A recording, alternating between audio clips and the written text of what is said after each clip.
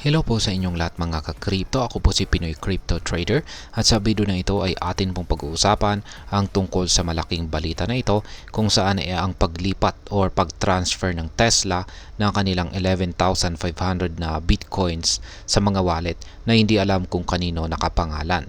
Pag-uusapan natin ang dahilan sa likod nito at kung ano ang maaring ibig sabihin ng hakbang na ito para kay Bitcoin at sa buong crypto market.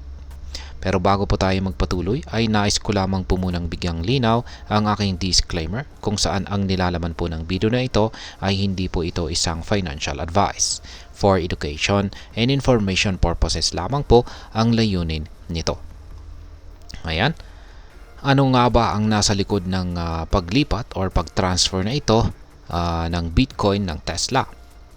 Kamakailan ay napabalitang inilipat ng Tesla ang kanilang 11,500 bitcoins.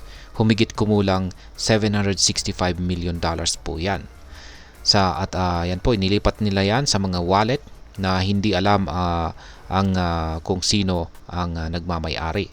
Ang wallet address na nauugnay sa Elon Musk Electric Car Company ay hindi na aktibo sa loob ng 2 taon bago ang paglipat na ito. Ayon sa crypto data firm na Arkham Intelligence, ang bagong mga wallet ay hindi konektado sa anumang crypto exchanges. Ibig sabihin, walang agarang indikasyon na plano ng Tesla na ibenta ang kanilang Bitcoin. Ano ang kasaysayan ng Tesla kay Bitcoin? Para po sa mga hindi nakakaalam ito, noong taong 2020 ay ipinahayag ng Tesla na bumili sila ng $1.5 billion na halaga ng Bitcoin. Hindi po nila ito itinago ng matagal dahil nagbenta sila ng 10% ng kanilang holdings noong first quarter ng taong 2021. Pagkatapos noong July 2020, ibinenta nila ng humigit kumulang 75% ng natitira nilang stock noong ang presyo ni Bitcoin ay nasa bandang $24,000. Malayo sa all-time high na halos $69,000 noong November 2021. Sa kasalukuyan, nasa $67,000 na ang halaga ni Bitcoin. Ngayon ay ano ang pananaw ni Ginoong Elon Musk sa Bitcoin, dito kay Bitcoin at Dogecoin? Si Ginoong Elon Musk, ang CEO po ng Tesla, ayan po siya, ay may halo-halong pananaw kay Bitcoin. Noong taong 2021 ay in-announce po ng Tesla na tatanggapin nila ang Bitcoin bilang bayad sa kanilang mga sasakyan.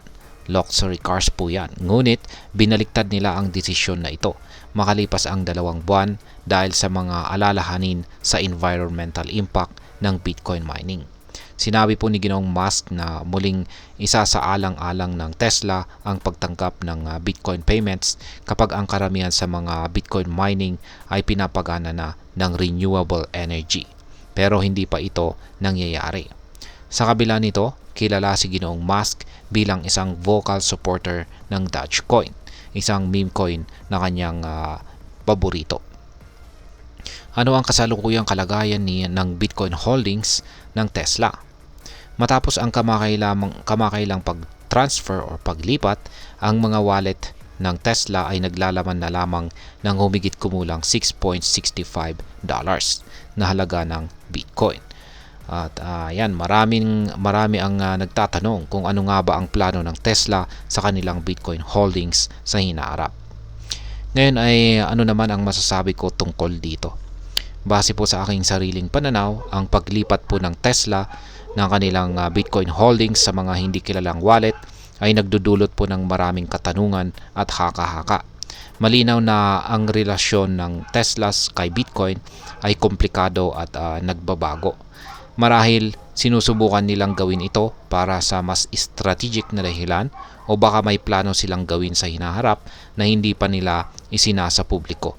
Ang interest po ni Ginoong Elon Musk kay Dogecoin ay isa na rin po itong interesting na aspeto na dapat po nating bantayan.